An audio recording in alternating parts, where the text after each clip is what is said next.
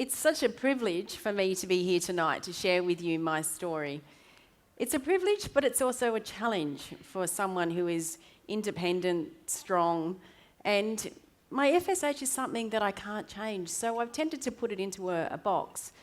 But for tonight, I thought I've got to lift that lid and be vulnerable and share with you some of the most intimate parts of my life to bring you on a journey and to share you with my story.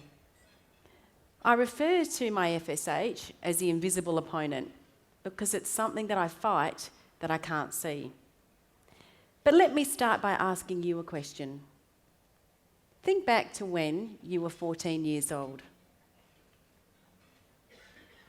Can you think about what was going on at the time for you? Do you remember the school that you went to, the friends that you had, the sports that you played?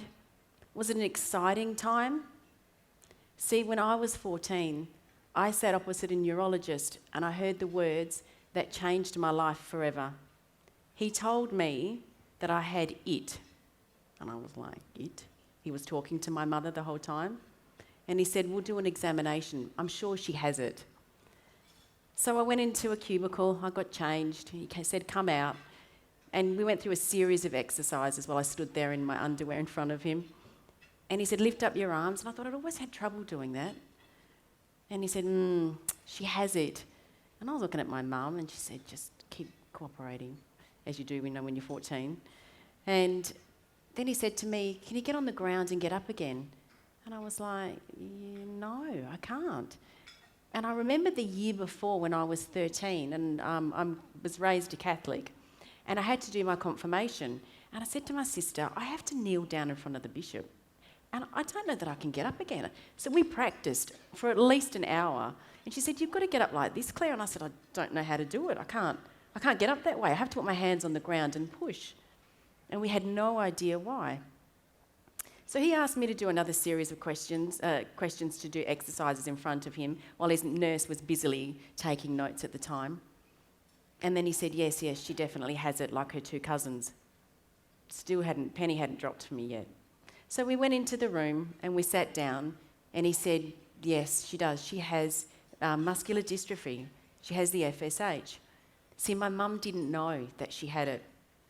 When she was young and she was growing up, what they told her was that she had a very mild case of polio. And then it went on that she had fibromyalgia. So they really didn't understand why she had fatigue and pain, but she had no other physical challenges. And I really didn't understand what I had in common with my cousin, who was about 20 years older than me. And I knew she walked with a bit of a waddle, but I knew she had something, but there was no relation of it to me because there'd been no connection in the family. It wasn't until my cousin, another one called Claudie, was diagnosed when he was 35. And that's when Mum finally took me to his doctor. Let me just go back and show you a little bit of our history. The photograph on the right is my mum when she was 21, and that's her father. So we started to put the genetic map together and realised that the gene came from my mum. And then from her, it came from her father. See, my grandfather, he came out from Sicily and they had 7 children. And they were crayfishermen, so they worked physically hard. The photograph next to them is my uncle in the top left-hand corner, the tall man. See, his name's Claudie, and he was a marathon runner, but he had FSH as well. And it was never diagnosed. Until the day that he passed, they still didn't know. It wasn't until his son was diagnosed at 35 that we thought we put this whole family connection together. And so then my mum tried to do a bit of a trail back to Sicily, where my grandparents came from. And there was a brother to my grandfather, but they didn't want to talk about it. Nobody knew what it was, but they still didn't want to talk about it because there was shame. There was guilt, there was embarrassment. And so we weren't actually able to contact any of the family and discuss this with them in Sicily. The thing that sticks in my mind about being diagnosed at 14 was that the neurologist said to me, you'll be in a wheelchair one day. We don't know when. So just go and enjoy life, really. because there's nothing else that we can do. And just so you know that with every child that you think that you might want to have, that there's a 50% chance of passing this on. And I sat there and thought, you know what, I'm 14. I hadn't even dated. I hadn't even thought of dating at that stage. But you know, it scared me. And I took that on board. And I grew up very quickly because I knew I had a responsibility at that stage to alter what I thought my life was going to be. So the girl who walked into that room that day, she wasn't the one who walked out. Someone totally different did. The life that I thought I was going to have, that wasn't there anymore. I didn't even understand what sort of life I was going to have. A wheelchair, sometime when, but it gave us answers. It made me realise what had changed. What had changed all those years and why I couldn't do the things that I had tried to keep up with my friends. So I guess the story really goes back to when I was 8 years old. That's when the symptoms started. So this is a photograph of me when I was 8, and that's my sister who's 10 years older than me, Michelle, and my brother who's 2.5 years older than me. I'm the only one who's inherited the gene from the FSH. And my mum knew something wasn't quite right with my development. And she would ask doctors, and she said something every now and again to them. They'd go, no, there's nothing, she's fine, you're just overprotective. And so then one day, when I was 10 years old, I ended up spending half a day in a children's hospital. My mum just kept pushing. And she said, there's just something not right here.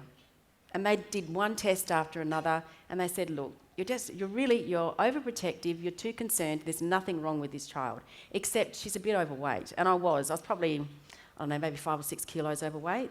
If she loses weight, then she'll be able to do sport like her friends. So that's what we tried to do.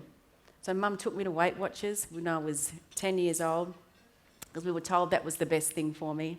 And that started really a bit of a love-hate kind of relationship with food for a while there. But it still didn't change. I hated those days where we had to do sport. I was embarrassed because I was always the one that came last. I was always the one that when I tried to run, I would fall over.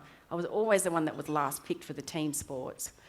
And so then after a while, what I would do in my school bag is that I packed an array of bandages so that when I got to school for that morning run, I would bandage my ankle or bandage my knee or something, and I would lie to the teacher and just say, oh, there was something wrong. And after a while, my mum just thought, I'm not going to take the bandages out of her bag anymore. She stopped arguing with me about it. She said, she just, I guess, turned a blind eye because she didn't know what was going on with me when I was 10, 11, 12. Didn't know why I couldn't do sport. It wasn't until one day I told my teacher that I was actually allergic to grass. And he said to me, no, you're not allergic to grass. And I was thinking, what else can I be creative about? But he said, no, go and run. And so I would hide sometimes behind the toilet blocks until one of the other kids would say, you know, she's hiding. And so they would make me run. So when I would do the morning run, I'd be exhausted and in pain. And then I'd get to class and then I would have trouble sitting and learning and paying attention. The FSH was a huge shock for all of us as a family because my mum didn't know when she had children. And as she said, it wasn't something that she deliberately did. And it was a huge struggle for my parents. My father struggled desperately with it. And there was this guilt. We didn't talk about it. It was like the invisible elephant in the room. We all knew it was there, but nobody spoke about it. And unfortunately, I got to sort of 15, 16. I was a bit of a nightmare for my mother, actually. I would sneak out. I would do all those naughty things that you know you're not supposed to do. But I was angry. And every time she tried to talk to me, she couldn't really. I was a typical teenager, but with this on top of it, I gave her a hard time because it came from her. And we didn't want to talk about it. So then by the time I got to 17, the actual things started to fall apart for me. I started to get quite stressed. I suffered depression. My father, who was a pilot, so he was away with work a lot. But when he was home, he worked in his shed, and there was a huge strain on my parents' marriage because of it. And I didn't know how to talk to anybody. So I got to this one day and I thought, life's not worth living. I was depressed. I went to the medicine cabinet I opened packets of whatever I could find, and I took one handful of pills after another, after another, after another, until I thought, I don't want to be here anymore. And if I had died that day, I probably would have been very happy in that moment. And it's incredibly sad for me when I think back that I thought that was my only option, that I couldn't see a future. And then I kind of panicked. I thought, I don't want to die, but I don't want to live either. And I don't want to live like this, but I don't know what sort of life I'm going to have. And I don't know who to talk to about it. And I'm never going to have children, so it means I'm never going to be in love, because that means I'm broken. So no one's going to love me because I'm broken. And I sat there and I thought, I really don't want to die. So I went to the toilet and I made myself as sick as I could. And then when my mum came home, she put me to bed, and I didn't want to talk to her about it either. And then she just felt more guilty. And then there was this cycle. You can see the pattern happening of just lack of communication, no support through my diagnosis at all. Our neurologist didn't connect us to any counselling as a family. My sister had no idea what really was going on. She thought that it was a terminal condition. There was no support for us as a family. So as the years went by, I got to 18 and my condition got worse and I kept falling. And then I got to 19 and I really couldn't get off the ground anymore, and I was having trouble climbing stairs. And I left school, and I really didn't do very well at school. And I worked as a secretary for a while, and then I went to a different job. And then when I got to 21, my mum knew things weren't very good. And I had a cousin who came out from Holland. My dad was born in Holland, and he came out when he was 9. So one of my cousins had come out to visit, and Mum said to him, would you take Claire back with you? She needs to get out of here. She needs to get out of Perth. She needs to go and experience things. She needs to do something different. So I was 22 and I went overseas for a year, and I travelled, and I stayed in Holland for 3 months, and lots of stairs in Holland I discovered. Not so flat, even though they reclaimed that land. They built up. So it was a struggle physically, but the family there were fantastic. They handballed me around and took me places, and they were very nurturing, but it was very difficult as well. And then my mum decided to come and visit me. I went from Holland over to London, met up with a girlfriend and stayed there for 9 months and worked. But the thing was, when I was in London, I couldn't get on and off the buses because the steps were too high. So I would walk to work rather than try and get public transport or even try and get onto the trains. So then Mum decided to come visit me. And she said, let's go down to Sicily and see all the aunties and the uncles down there. I thought that'd be great because I don't speak Italian. So she came over and we flew down, and the trip down wasn't too bad. But see, she had this idea in her head that we were going backpacking, because she was fantasising that she was going to go to Europe with her daughter, and she kept saying, make sure you book things. Make sure you book trips. And I said to her, Mum, I can't do backpacking. I'll do the best that I can, but I can't do backpacking. But she still didn't really understand why I couldn't do it. Because, see, I hid. Every time I had a problem at home with my condition, I would hide it from my family. So then she came across, we went down to Sicily together. We had 2 wonderful weeks there. And then we decided to return back to London. And as we returned back, we were going to spend a couple of nights in London and see a show and just have some girly time, which was great. But I was exhausted. We got off the train, and she knew that I was going to have trouble with the stairs, so she was carrying the bag. And I went up the stairs, one at a time, very slowly, and then got to the top, and it was pouring with rain, and we had to cross the road. And as we crossed the road, I lost my balance and fell, and then the lights changed. And I yelled out to my mum because I couldn't get up, and I could see the cars coming, and they went around me, and then they were tooting because I was in the way, and the panic on her. So she dropped the suitcases on the side of the road, and this man came with her, and they picked me up and helped me to walk to the side of the road. And we got inside to the hotel. We both went to our beds. And I remember laying in bed just listening to her cry, because that was actually the first realisation that the FSH had really set in. And she felt guilty. She felt like she had done this. And it didn't matter over the years that I'd said to her that she didn't, because we didn't know. But she took that on board because she was my mum. And that was the first step for her. And I guess talking It opened the door. So through that very scary moment, through that realisation, at least it opened the door for us to talk. So I went back. She came back to Perth, and I stayed in London for a little while with my friend. But it was getting very difficult. It was getting difficult to get around. The cold weather just didn't agree with me. And so I came home. And you know what? I wanted to come home, and I wanted to be safe. My home was all on one level. This is a view from my back door onto the pool area. I loved it. I loved growing up in the hills. You know, we lived on a cul-de-sac, so all the kids used to play with each other, and it was fun. And I loved swimming in the pool. And so I came home from London. It was very exciting to be back. And the next morning, Mum went off to work, and I said, I'm going to go for a swim to myself. I jumped in the water, and I was swimming around, and then I thought, I've got to get out now. I was hungry, wanted some lunch. And I went up one step, I went up the second step, and then I tried to do the third step, and there's no handrails on the steps on the side of the pool. And as I went up the third one, I fell back into the pool. And I thought, this is ridiculous. I haven't been away that long. Like, I used to get out of this a year ago. And so I did it again, and I fell again. So I got back in the pool, and I thought, I've got about another 4 or 5 hours before Mum gets home from work. What am I going to do now? I can't sit in the pool for that long. So I reached up to the side of the pool where I could find some bricks, where the brick paving was slightly loose. And it took me a while, but I was able to pick the bricks, and I got one, and so I put that on the step of the pool. And then I found another one. So it probably took me, a good 45 minutes to try and find the bricks, create my step.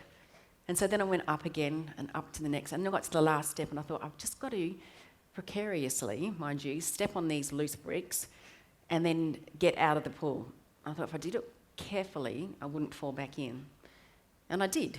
And I got out of the pool, and I was kind of on one hand very pleased, but on the other hand I thought, this bloody thing, it's happened again. I'm not even safe at home. Where am I going to be safe? Where can I fit? Where do I belong? I was devastated. And I thought, I went inside and I went to bed and I pulled the doona over my head because I really didn't want to have to think about it, because my home was my safe haven. And I didn't belong here either. I had to make changes. So I had to grieve the loss. But I wasn't realising at the time that I had to do that. It took me quite a while before I realised that with every loss, I had to allow myself to grieve it, to deal with it, to face it, to feel it, and then to move on from it. So I stayed in that place. So I was about 23, 24 at that time. When I was 25, I did get married. And my marriage lasted 9 years in total. Marriage for me was very difficult. It was very difficult when you had to be on your best behaviour because of what your partner had to give up to be with you. And I just couldn't be on my best behaviour all the time. In fact, my friends say to me now, you're much better when you're not on your best behaviour. So it was a very difficult, trying time. So I did whatever I could to try and make my condition better so it wasn't so obvious. So when I was 27, I had scapular fusion surgery. Here we go. I'm not sure if anyone have heard about the scapular fusion surgery, but with the condition, with the winging of the scapula, the scapula would actually come up and rub on my collarbone. So every time I tried to move my arms, I would get this winging at the back. And there was surgery that I could have. I'd heard about it in the US, but there was nobody I had found in Australia that could do it.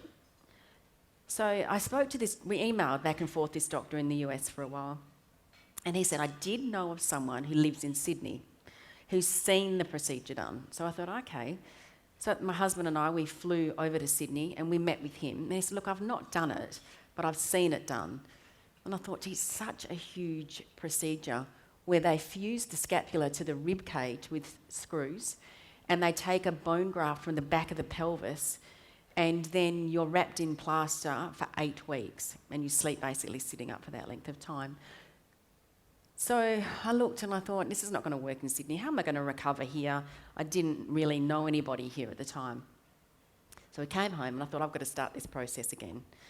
So I got some referrals to different orthopaedic surgeons in Perth, and I met with them, and I met with the first one, and I didn't really have a very good connection with him.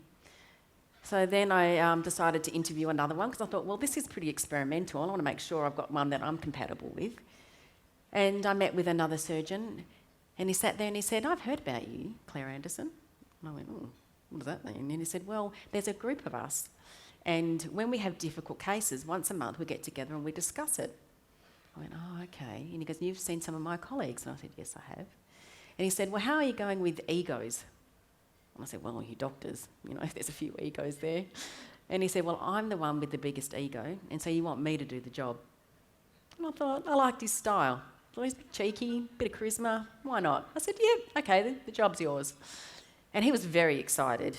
He took lots of photos and video, and he said, this is so different for me from, hip and knee replace surgeries that I normally do. So the first time that I went through the procedure, it was pretty full on, and he had a couple of the other orthopaedic surgeons who wanted to come along and watch it as well, because no one had done it before. And I went under a general anaesthetic, and the first time I had to go under for 6 hours. They said it was just going to take a long time. I had quite a bad reaction, and I was quite sick when I came out. And so it took me a little while to actually get over the nausea from it. So they had drainage tubes in the shoulder, in the scapular area, and also a drainage tube in the pelvic area as well. So the next morning, they decided to take those drains out, and they brought me this thing that looked like a sock. And they said, we're going to put this on you, and then we're going to wrap you in plaster, which they did. And I said, when can I go home? And they're like, you can go home when you can walk, Claire, it'll take a week. So this was Friday, and I said, I'm going home Monday. And so Monday came, each day I got up slowly, I walked, I took a few steps. And so we got to that stage, and so Monday I went home. When I was 29, I had the absolute pleasure of becoming a mother. There we go, that's me. It was a very stressful but exciting time, I have to tell you. Very scary. When we lived in Perth, the states unfortunately don't talk to each other, so they don't tell you what's going on with research into different areas. And at the time, they couldn't do any genetic testing in Perth. And so it was actually at that point that we had an opportunity to move to Sydney, and here they could. We had tried adoption, and I wasn't eligible to adopt. I really wanted to adopt from China, actually, but I wasn't eligible for that because of my FSH. And so I decided to do it the old-fashioned way, so to speak. And I was pregnant with Sabine, and at 10 weeks, we did a CVS to find out whether she'd inherited the gene. And much to my absolute delight, she didn't. Huge, huge thing for me to go through this. And so Sabine came along. There's me with my girl. It was an interesting process being a mum with a disability as well. There were many challenges. I had to make sure that I had the cot, which had doors, so at first I could sit in there with her, change her nappy, do all those sorts of things, and then roll her onto my lap, and then roll her into a pram, one of those old English-style prams. And then I would use the pram as a walking frame and move around the house that way. She was an absolute delight and an amazing experience for me, and it gave me such freedom. See, the woman existed, but the mother never did. There's my girl. In 2008, I decided to go to India and have stem cell treatment. Now, when I contacted them to find out, they hadn't had very many patients with muscular dystrophy. It was mainly spinal cord. But I decided to give it a go. It was experimental. They hadn't had much research done on it. But I thought, I have to do something. My condition was deteriorating. Every 6 months I could feel something. I was going through the grieving process. I could feel the loss, and I was scared. I thought, where's this going to leave me? What's going to happen? So I went ahead and I went to India, and we had injections and IVs. They figured out that intramuscular injections were much better. So I'd have about 8 a day, either in my face, legs, calves, arms, wherever we thought we would try. The IVs were particularly challenging. For some reason, my body started to reject the protein in it, and I'd get very high temperatures and sweat and shake. That was quite difficult, and it would take about 6 to 8 hours before my body would actually accept the process. They also gave me in through an epidural catheter through my back. That was an experiment. They were trying through the nerve endings to then go into the muscles to see whether they could actually send the stem cells that way to actually access more muscles. And then I would lay still. Each time they did this, you couldn't move for 4 hours. It was really important with the stem cells that you exercise. So the first trip that I went on, I was there for 8 weeks. And 6 days a week you would do exercise. So mornings you'd do an hour and a half of physio. And then in the afternoon you would come back and do an hour of walking. And you had to move. You had to teach the stem cell what to change into. So physio was very important. So I had to push myself all the time. I couldn't give up. I had to be strong in my mind. I had to detach myself. And when it was physically painful, the thing was there were times when they were injecting into the caudal block, they called it. And I kept saying to them, I feel everything. I'm not like a spinal cord patient. And I remember this one day, it was excruciatingly painful. And then the next time round, they said, actually, we've decided to give our muscular dystrophy patients local anaesthetic for the area because we do believe that it's quite painful. And I was like, yes, thank you for coming on board with that. Much happier. So then the second time I went for 5 weeks, and then the third time I went for 4 weeks. And each time family members came with me, either my parents, my step-parents, friends. And then on the very last trip, I took Sabine. I couldn't leave her behind again because my marriage dissolved, I said, after 9 years. And so it's been Beanie and I ever since. She was 4 and she's now almost 13. And she looked after me and I looked after her. And every time I had a treatment where I was in bed, she was in there with me. Or when I had to lay on my back and not move for 4 hours, well, she laid on top of me. Or she brought me tea, or she brought me water, and she was there for me all the way. She's such a sweetheart. But it's scary, and that's why we need the foundation to do this research. It needs to be safe. I exposed myself out of pure desperation, almost, and I don't like to add that term to myself because I'm such a strong person, but you're scared, you're desperate. What's going to happen? I didn't know that anyone was doing any research at that point. Last year, in October, I was appointed the position of Deputy Mayor for the town of Vic Park. I've been in local government now for almost 7 years. It was such a privilege for me to become the Deputy Mayor, but I was also, fearful in a way too. In the 12 months leading up to it, I'd lost the ability to shake hands. And I've also almost lost the ability to be able to use a knife and fork. And you're very much in the public eye all the time. And recently, we've been doing negotiations for heads of agreement for the Eagles, West Coast Eagles, to move and create their home in Victoria Park. And I had to chair a meeting, and I went along because the mayor couldn't make it. And I went into this room, and you could feel the testosterone in the room.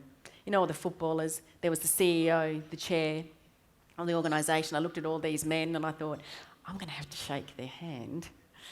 And I went through my mind, I think it was Julia Gillard with another man in another suit with a blue tie. And I was thinking, then they all are. So it's an awkward moment because I can't shake hands. And so they go to shake my hand and then I'm trying to reach theirs and then they're sorry and then I'm sorry and then everyone's sorry. And then we just kind of all sort of dead silence. And then I usually make an inappropriate joke of some sort because I've kind of helped work that, humour works very well in this aspect.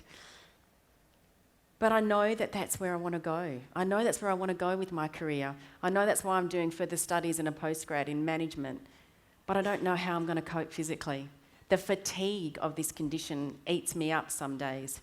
I'd love to be mayor 4 years' time when Sabine's older and got her own life. I don't know that I can do that. I don't know that I could I couldn't work full time. I couldn't be out of bed, dressed, showered, ready to go to start work at 8:30 in the morning.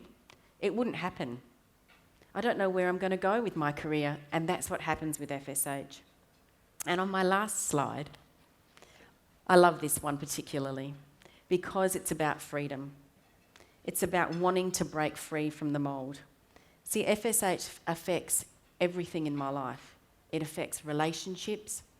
It affects my friends, relationships with my friends. It affects the intimacy. I know the foundation has a cause for the SOS for Save Our Smiles. I often I say to my friends, I'm going to have a bring back hugs, because there's nothing I want more than to be able to lift my arms and to hug the people I love. And it's so important for all of you to be here, to be a part of this. Because there's days that we can't do it alone. So you're all part of Team FSH now. You realise that, don't you? Because without you, we can't make this happen. We can't make this change. So if you don't give up on me, then I won't give up on me either. Thanks.